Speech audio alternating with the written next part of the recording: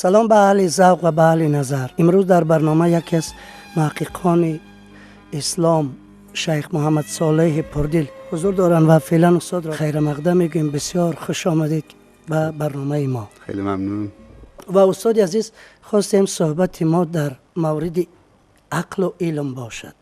یعنی دو نعمتی که برای یک انسان از جانب خداوند هدیه شده است و این هدیه را باید بسیار ارزشمند بپنداریم و بسیار قدر بکنیم. و میخواستم از نظر شما همچون یک محقق اسلام، عقل و علم در اسلام چگونه ارج گذاشته میشه؟ سوال بسیار ارزشمند و مفیدی است. خداوند عقل را مناط تکلیف قرار داده. از این جهت عقل در اسلام یا در فرهنگ دینی و قرآنی ما مهم است، چون مناط تکلیف هست. انسان مکلف نمی شود، قابلیت توجه خداوند پیدا نمی کند که خطاب خداوند به او صادر بشود تا اینکه عقلش به کمال برسد و به سن رشد و تمییز برسد. پس عقل سرمایه بزرگی است. دانشمندان اروپا و غرب در کتاب تکنولوژی فکر و قدرت انسان و فکر انسان میگویند که عقل انسان و فکر انسان در یک ساعت قابلیت و ظرفیت عبور 60,000 فکر رو از خودش دارد. این انسان چه موجودی است؟ خدا میداند که اونو ساخته و اونو آفریده. خداوند در سوره الرحمن میفرمایند اعوذ بالله من الشیطان الرجیم، خطاب میکنن به انس و جن، دو موجود خردمند و هوشمند. میگه که یا معشر الجن والانس ان استطعتم ان تنفذوا من اقطار السماوات والارض فانفذوا لا تنفذون الا بسلطان. ای معشر انس و جن، اگر می توانید به اطراف زمین و آسمان دسترسی پیدا بکنید بفرمایید، ولی هرگز نمی توانید مگر با سلطان. و سلطان یعنی قدرت، و قدرت یعنی قدرت علم. انسان به علم است و تفکر، به علم است و تفکر. علم ثمره تفکر هست، ثمره عقل هست. اونهایی که بهره خوب از فکرشان میبرن، از عقلشون میبرن، بهره خوب از علم، بینش، اندیشه، تفکر و بهره خوب از نعمتهای خدا نصیبشان می شود. اگر انسان فکر را تعطیل کند، استفاده از کل نعمتها تعطیل می شود، یا نعمتها را به هدر می دهد، پایمال می کند، در نتیجه خود انسان پایمال می شود. فکر 3 مبحث دارد. یکی فکر کردن، مفید و مثبت فکر کردن و جهانی فکر کردن. انسان به جایی میرسد که فکر او میرود. پیامبر صلی الله علیه وسلم 23 سال از جزیره العرب خارج نشدن، از اون محدوده جغرافیایی، یعنی تو اون 23 سال بعد از بعثت. اما با فکر و دوراندیشی و فکر بلندی که داشت به کل بشریت، رسول الله صلی الله علیه وسلم به کل دنیا سفر کردن، نه در زمان خودشون تا امروز. با فکر. پس انسان هر جای فکرش بفرستد خودش هم همونجاست. و خداوند دربارش میفرمایند و رفعنا لک ذکرک، ما نام تو رو بلند کردیم چون فکر تو بلند بود، برای کل بشریت بود. و علامه اقبال لاهوری این تفکر و این باور رو به بیت شعر میکشاند به اردو زبان و میگوید چین و عرب همارا، هندوستان همارا، مسلم هی هموطن ہے، سارا جهان همارا. چین و عرب مال منه، هندوستان مال منه، مسلمان هر کجا که باشه هموطن منه، سارا جهان همارا، کل جهان و مردم جهان مال منن. یعنی به بشریت فکر میکنه. فعلا شما از این متفکر بزرگ شرق یاد کردید، میگه با اون مؤمن خدا کار ندارد که در تن جان بیدار ندارد. و شاید منظور علامه اون جان در تن عقل و علم باشد. بله بله. ما در قرآن 64 تا خطاب ویژه داریم. ما خطاب‌های خداوندی داریم به یا ایها الناس و یا ایها الذین آمنو. این یا ایها الذین آمنو خطاب ویژه است برای بندگان ویژه و استثنایی. علما و مفسرین میگویند هر جای خداوند خطاب ایمانی میکند میگوید یا ایها الذین آمنو، یعنی ای اهل خرد. پس هر مؤمنی نمیتواند مؤمن باشد مگر اینکه خردمند و اندیشمند و متفکر باشد. به خدا رسیدن تفکر میخواهد. ها، به خدا رسیدن تفکر میخواهد.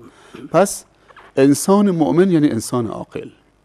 اگر امروز مسلمانی منسوب به اسلام کارهای بیهودی میکند، باید تجدید نظر بکند، اصلاح بکند، خودش رو اصلاح بکند.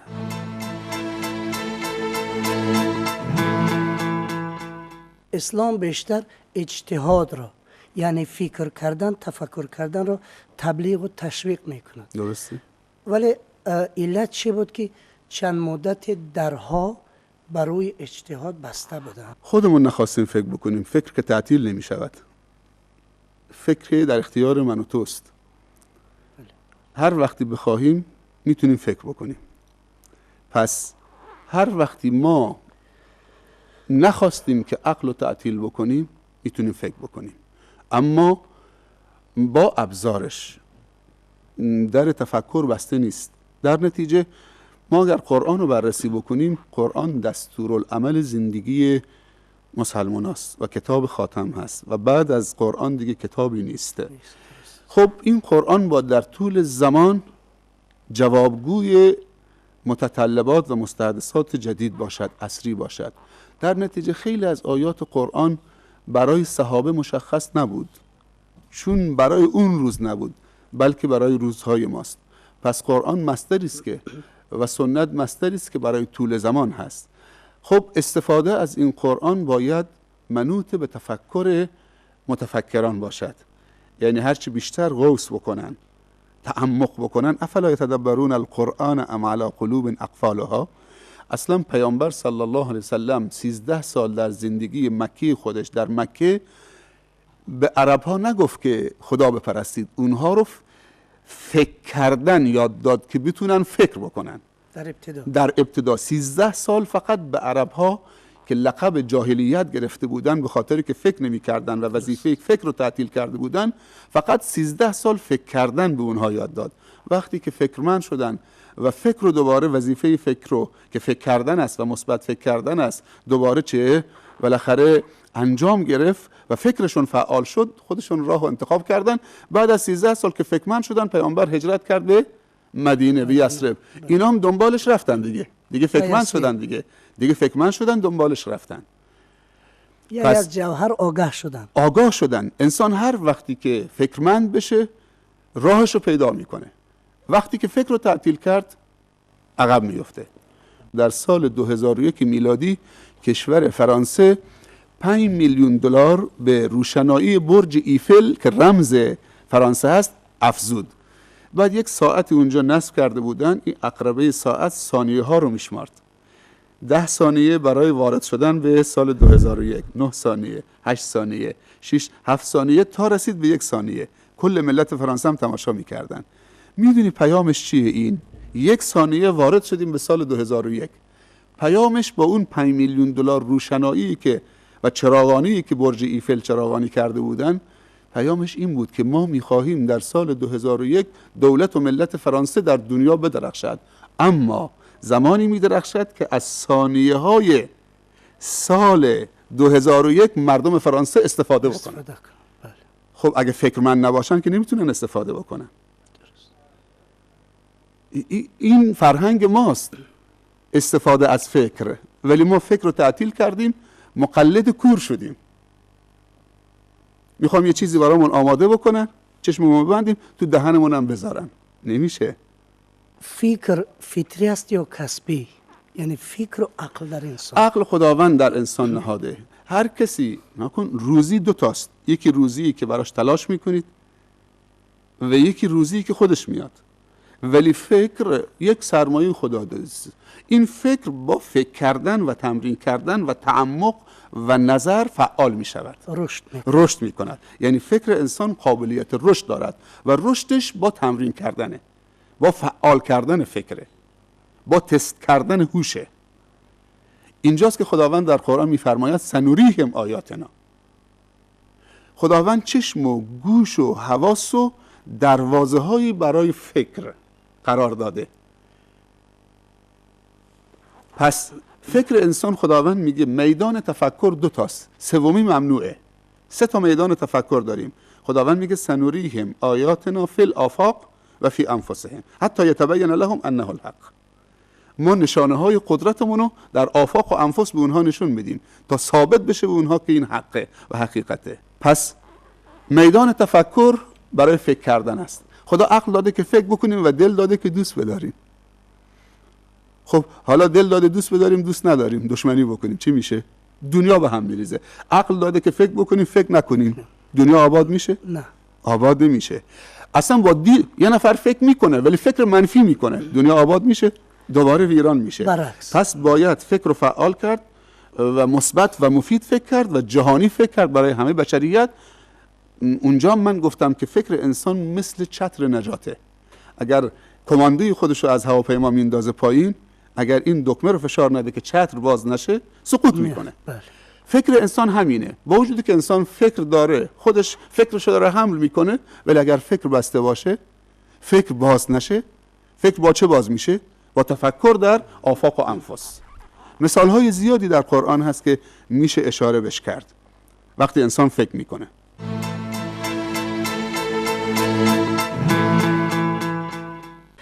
استاد ببینید که در قرآن زیاد و زیاد تاکید شده است بر بندگان که فکر بکنید، دنبال علم باشید. و حتی یک حدیث است که انسان تا روزی که دنبال علم است در راه خداست تا بازگشت. حدیثه بله. ولی چرا با این همه تاکیدها، هشدارها مردم مسلمان تا جای عقب مانده شدن؟ علتش چی بود؟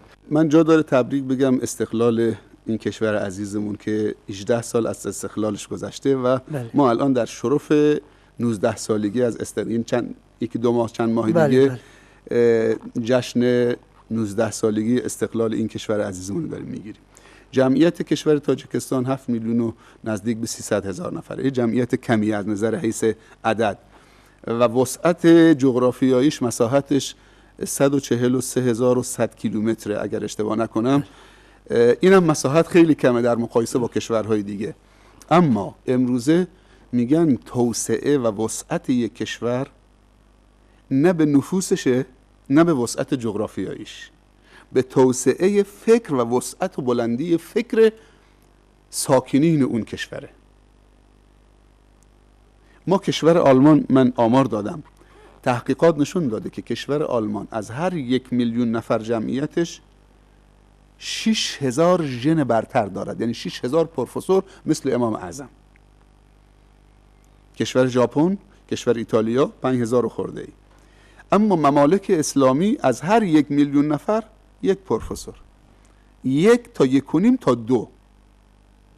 نه اینکه اینها ندارن، اینها دارن، باید کشف بشن. پیامبر صلی الله علیه و سلم فرموده الناس معادن کمعادن الذهب والفضه خیارهم فی الجاهلیه خیارهم فی الاسلام اذا فقهوا. میگه انسانها چون معدنهای طلا و نقره هستن، ولی ما دنبال کشف سنگ و سیمان هستیم. میریم تو کوه، تو دشت که معدن گچ، سنگ، سیمان کشف کنیم، در صورتی که ما باید معادن انسانی رو کشف کنیم.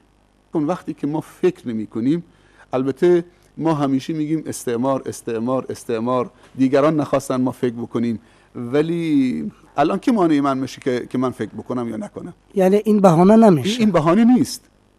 ما به خاطر که شانه رو خالی بکنیم از مسئولیت همیشه میگیم دشمن. تو خانه نشستی که مانع میشه که فکر بکنید؟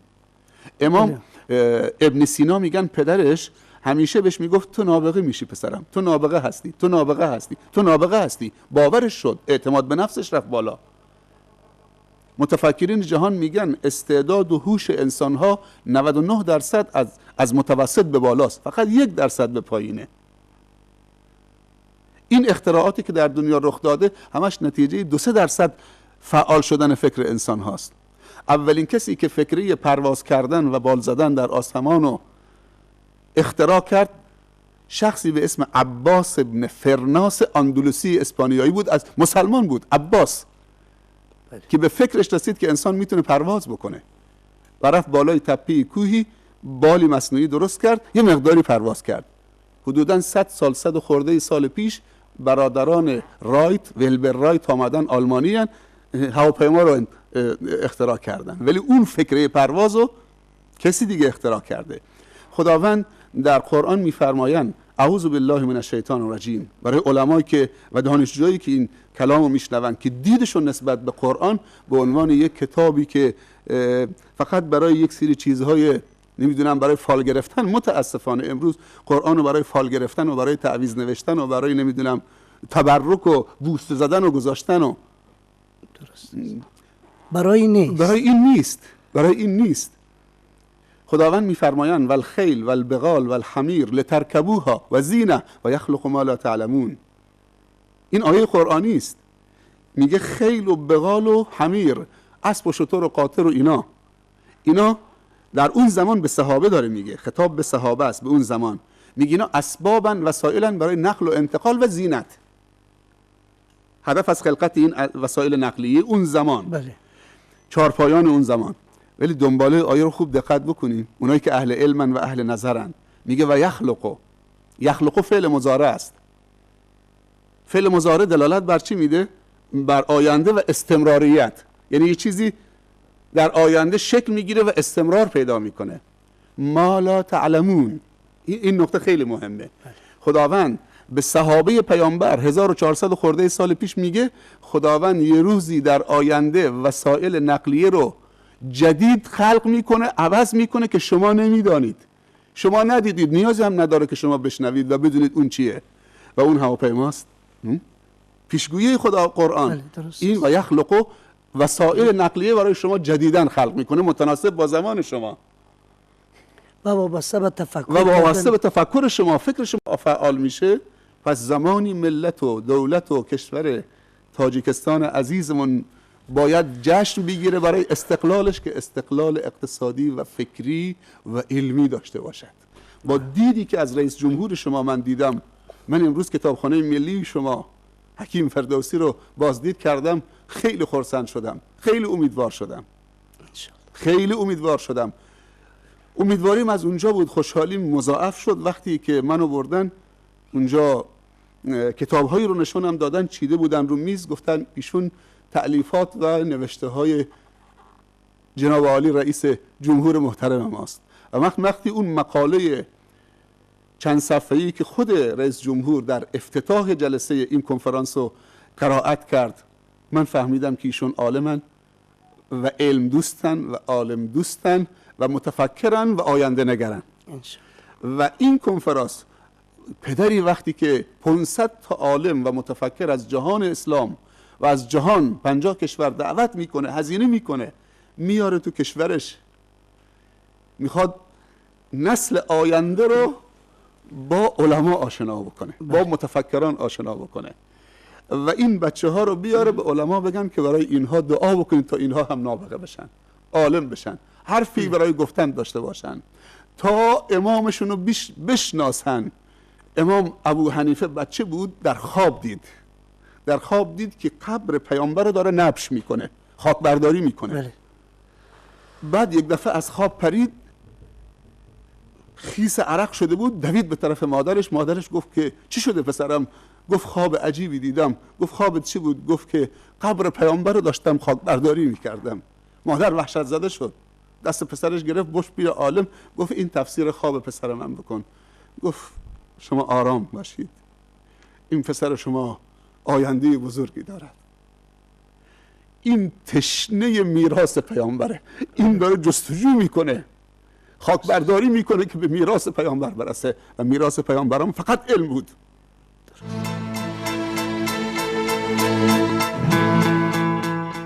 جمع آوردن این همه بزرگترین دانشمندان جهان، اینم یک کاری فکر میکنم خیلی ارزشمند است.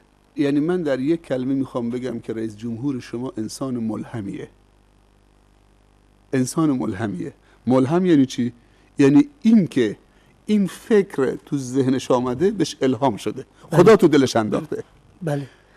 که این خدمت، گفته پیامبر صلی الله علیه و سلم میفرمایند خیرکم من تعلم القرآن و علمه، بهترین شما نزد خداوند کسی است که علم و قرآن رو یاد بگیرد و به دیگران یاد بدهد. اگر خودت یاد بگیرید و زمینه رو برای دیگران فراهم نکنید، علما میگن اگر عالمی بگه من دعوت میکنم، تبلیغ میکنم که مردم اصلاح بشن به اندازه خودم، میگن این عالم هم حسوده، هم بخیله، هم خودخواهه. پس عالم نیست. یعنی اگر این عالم بخیل نبود و خودخواه نبود و حسود نبود، میگفت من کاری میکنم چیزی که خودم بهش نرسیدم شاگردانم بهش برسن، اونا از من موفق تر بشن، اونا از من پیشی بگیرن. این بهش میگن استاد و مربی و خیرخواه و دلسوز. و هر انسانی مسلمانی باید شخصیت خودش رو روی زمین ثابت بکنه، بعد بره تحول آفرین باشه. هر انسان مسلمانی 5 مرحله رو باید بگذرونه، 4 مرحله ببخشید. 5 مرحله. طالب، اول باید طالب علم باشه، آدابش رو باید رعایت بکنه. میگم امام اعظم رحمت الله علیه در خونه که میخواست بخوابه، در خانه خودش، خانه استادش حماد اون دورتر بود، یعنی وقتی میخواست بخوابه یا تکیه بزنه پاشو به طرف خانه استادش دراز نمیکرد که شاید بی حرمتی باشد، پاشو جمع میکرد به طرف دیگه. چطوری ما پامون به طرف قبله دراز نمیکنیم؟ یعنی این ادب و این تواضع رعایت میشه. من داستانی نقل کردم درباره امام مالک. امام مالک در مسجد پیامبر کلاس حلقه بزرگی داشت. یکی از شاگردانش محمد ابن ادریس شافعی بود، یکی یحیی ابن یحیی اللیثی از اندلس آمده بود، از اسپانیا آمده بود. حلقه بزرگی داشت. بعد یک روز دید که شاگرداش حلقه تعلیمو یکی بعد از دیگری خالی میکنن، میرن بیرون از مسجد. یه چند نفری موندن. یکیش یحیی ابن یحیی اللیثی اندلسی بود. گفت که پسرم این همکلاسی‌هات کجا رفتن؟ گفت که استاد گفتن که در مدینه فیل آوردن. در مدینه جزیره العرب فیل نیست. اینا دارن میرن تماشای فیل. سرشو تکون داد استاد. گفت پسرم شما، یحیی بیا نزدیکتر پسرم، شما دوست ندارید برید بیرون تماشای فیل بکنید؟ این شاگرد سکوت کرد، بعد صورتشو بلند کرد، تو چشم استادش نگاه کرد، گفت استاد فیل من تویی، من آمدم به تماشای تو. استاد وقتی این ادب و این رجاحت عقل در این دانش آموز و این طلبه دید، گفت پسرم بیا نزدیک، بیا پسرم بیا نزدیک. کل وجودشو در اختیارش گذاشت.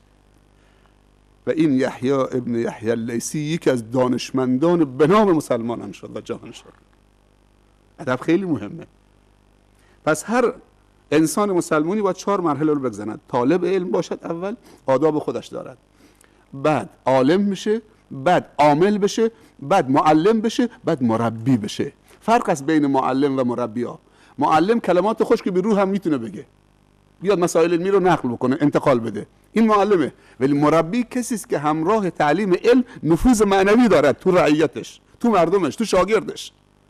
نفوذ معنوی. پیامبر مربی بود، نفوذ معنوی داشت، با معلمین دیگه فرق میکرد. یعنی هم تعلیم و هم تربیت، هم تزکیه. یعنی نفوذ معنوی، بالاترین درجه مربی بودنه، که همونطور که شما تعلیم میدید، مسائل علمی رو نقل میکنید، اونو میسازید، اونو تزکیه میکنید، اونو با مسئولیت میکنید. این خیلی مهمه. جامعه ما امروز کمبود مربی داره که نفوذ معنوی داشته باشه تو شاگردانش. خواننده مشهور پاپ انگلیس کات استیفنز که اگر اسم اسلامیش بگم همه میشناسنش، یوسف اسلام، میگه که من سل گرفتم، بیماری سل، دعا کردم خدایا منو شفا بده، دور خوانندگی و این رقص و بزم و عیش و نوش و شراب و همه چی کنار میگذارم، خط میکشم. میگه دعا کردم، دعا از سوز بود، دعای من مستجاب شد. یه خواننده پاپ، دعای من مستجاب شد، سبحان الله. یک نفر قرآن ترجمه به زبان انگلیسی به من هدیه داد. من ورق زدم، بسم الله الرحمن الرحیم، به نام خداوند بسیار بخشنده بسیار مهربان. وقتی گفتم بسم الله، اصلا یک انقلابی در درون من ایجاد شد. این کلام غیر عادی بود، کلام بشر نبود. میگه خبرم نشد این که قرآن رو کامل کردم من الجنة و الناس. هر کلمه و هر حرفی که میخوندم یک تولدی بود، یک تولدی بود، یک تولدی بود.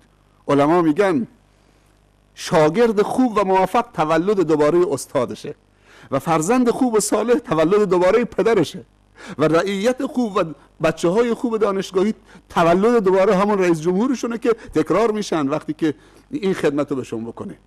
یعنی رئیس جمهوری علما سال امام اعظم قرار بده. از اون طرف هم هنوز این تمام نشده، سال آینده سال علم و تکنولوژی قرار. بله. یعنی هم امسال نگاه کن، این حسن انتخاب بهش میگن، این توفیق هست، توفیق نصیبش شده که اول احترام به علمای دین، بعد سال بعدش سال چی اعلام بکنه؟ سال تکنولوژی، علم روز، معارف و فرهنگ تکنولوژی که ما از زمان و از پیشرفت علوم هم عقب نیفتیم، وگرنه دوباره چه همون وابستگی میاره. یعنی استاد اندیشه ها سلسله میگیرن. بله. و استاد واقعا میگه که علم و حکمت گم شده مومن است، او را هر جا که پیدا کند بعد بگیرد برای خود، خب برای سعادت خود، برای رشد و برای پیشرفت خود و جامعه. و روشن فکری را شما چگونه معنی داد میکنید؟ یعنی یک انسانی روشن فکر باید چگونه باشد؟ انسان روشن فکر به نظر من کسی که با دید عمیق به مسائل نگاه میکنه، دوراندیشی داره، بر مبنای حکمت چه قدم میگذاره. متشکرم. ما خیلی از علما داریم، فقیه هم هستن، مفتی هم هستن، جواب فتوا هم میدهن، سوال و جواب شرعی میدهن، اما متفکر نیستن. ما در جامعه اسلامی و امت اسلامی امروز متفکرینی که دارای هنر ارتباطات باشن، روابط عمومی قوی داشته باشن، حکمت داشته باشن، تفکر و اندیشه بلند داشته باشن که بتونن بشریت رو به اقناع برسانن، به قناعت برسانن که اسلامو زیبا و جذاب جلوه بدهن. خیلی ها اسلامو میگن ولی اسلامو نازیبا میکنن، اسلامو نازیبا جلوه میدهن. ما نیاز به متفکرین دوراندیش ظریف بین داریم که تولیدگر فکر باشه، تحلیلگر باشه، بله، و تولیدگر فکر باشه، بله، و تولیدگر فکر باشه. ما همونطور که گفتم آیه در قرآن هست والذین جاهدوا فینا لنهدینهم سبلنا و ان الله لمع المحسنین. کسانی که در راه ما جهاد کردن. جهاد یعنی چی؟ یعنی بذل جهد، اون چیزی که در توانشون بود گذاشتن، یعنی بذل جهد و تلاش برای رسیدن به چه؟ به هدف، برای چیزهای ایدئال و مسائل خوب.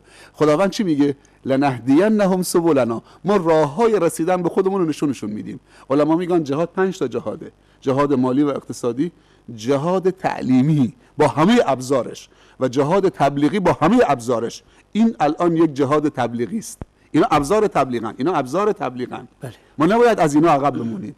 همه ابزار زمان رو ما نیاز داریم. اینترنت، کامپیوتر. کنگره، بزرگترین کتابخانه دنیا کتابخانه کنگره آمریکاست. میشه با یک دکمه آورد تو شبکه اینترنت خودت، تو سایت خودت، با این ابزارها، با این ابزار. این بهش میگن جهاد تبلیغی. بعد داریم جهاد سیاسی. علمایی که بینش سیاسی داشته باشن، روشن فکر باشن، سیاست زمان و روز و موافق و مخالف و حاکم بر دنیا رو بدونن. ما جهانی شدن رو از دست دادیم به خاطر که فکر رو تعطیل کردیم.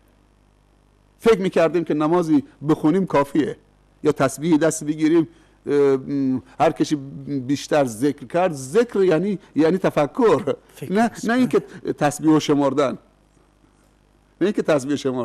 ذکر یعنی تفکر. بله. فذکرونی اذکرکم. منو یاد کنید، فکر کنید، درست به من فکر بکنید، من شما رو یاد میکنم. با توسعه، با رشد، با توفیق. ما جهانی بودیم یه روزی، ما استعمارگران واقعی بودیم. کلمه استعمار یعنی کسی که دنبال عمران آبادی است. این هست که استاد مولوی میگد که مؤمن آن باشد که اندر جزر و مد کافر از ایمانی و حسرت برد. بینش سیاسی، جهاد نظامی اون آخره. اسلام دین جنگ نیست، دین وحشیگری نیست. تاریخ می نویسد که هر جای مسلمان ها فتح می کردن، ممالک کفر رو فتح می کردن، اونها اونقدر تو دلشون جا می گرفتن که اگر می خواستن حالا منتقل بشن به جای دیگه، التماسشون می کردن شما پیش ما بمونید، از اینجا نرید.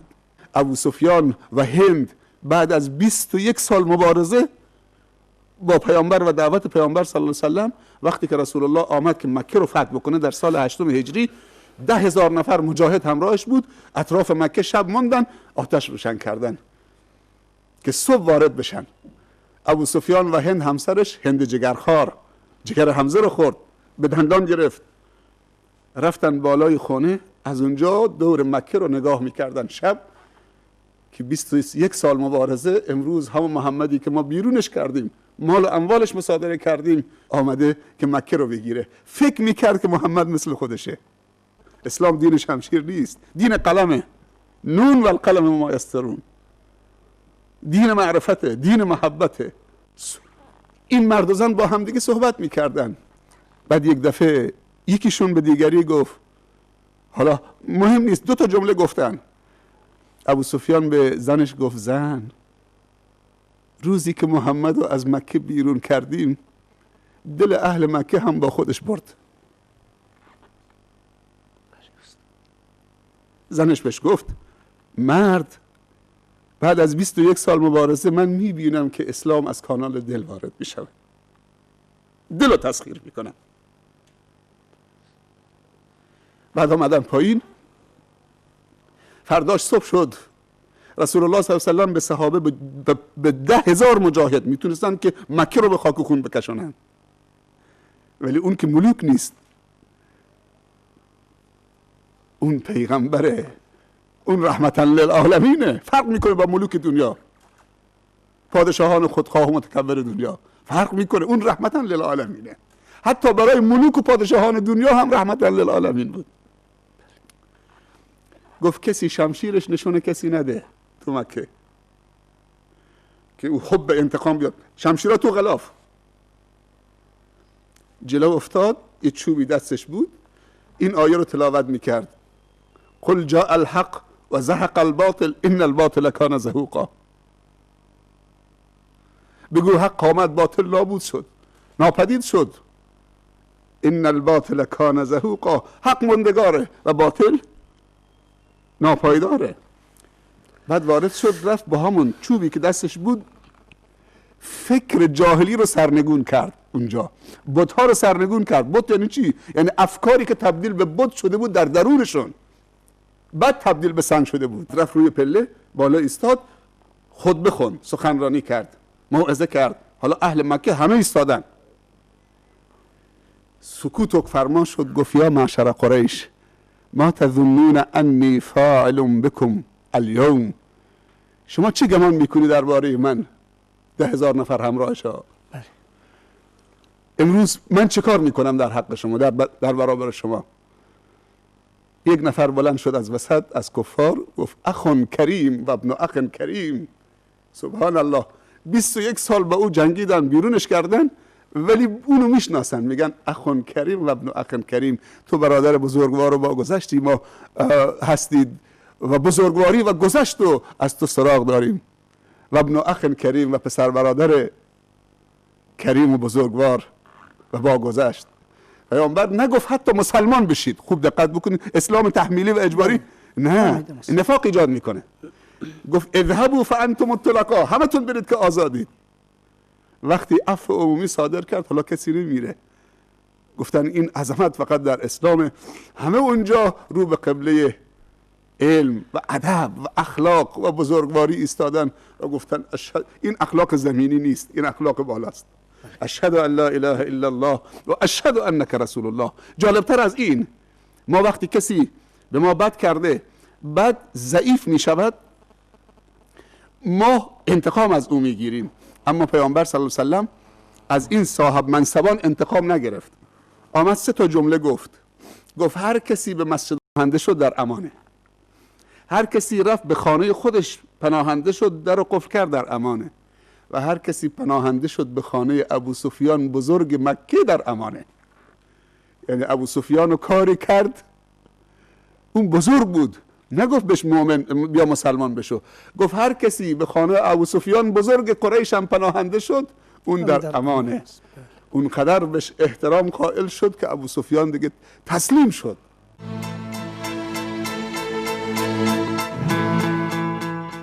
برای جوانان ما چون جوانان نیروی زنده فردای وطن هستند.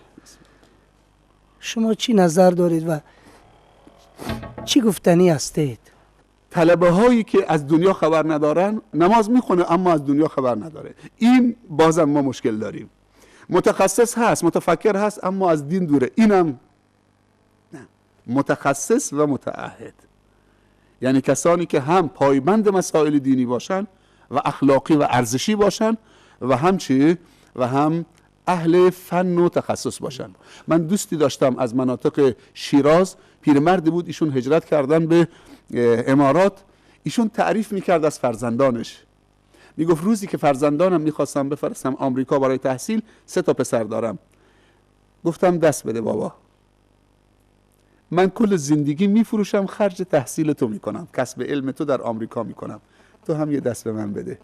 وقتی رفتی اونجا فقط درس بخونید، نرید اونجا کاباره، بار، سیگار بکشید، رقص بکنید، نمیدونم دیسکو برید، کارهای دیگر بکنید. دیگه پسرم دکترای ژنتیک گرفت، بعد سیگاری نشد، سیگاری هم نشد، دکترای ژنتیک گرفت، برگشت گفت بابا منو داماد کن. 2 تا پسرام دیگه رفتن آمریکا، دکترای شیمی گرفتن آمدن، لب به سیگار نزدن.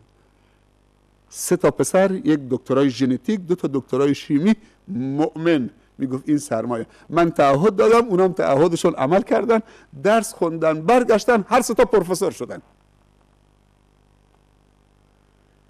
من توصیه من اینه که جوانان درس بخونن، مطالعه مفید داشته باشن، وقت بذارن برای درس خوندن، هدفمند درس بخونن و از هر نفس استفاده بکنن و اکتفا نکنن به کتاب‌های دانشگاه و درسیشون. مطالعه متفرقه هم داشته باشن، مطالعه چه غیر مقرر و اجباری هم داشته باشن تا سعه فکرشون و افق فکرشون باز بشه.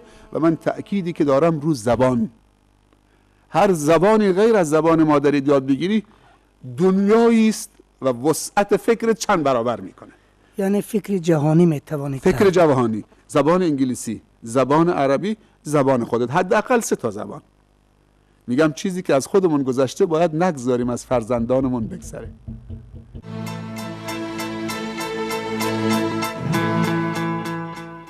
فکر میکنم که بسیار صحبت عالی بود. انشالله برای بیننده ما از این صحبت برای خود یک معنی میبردارد.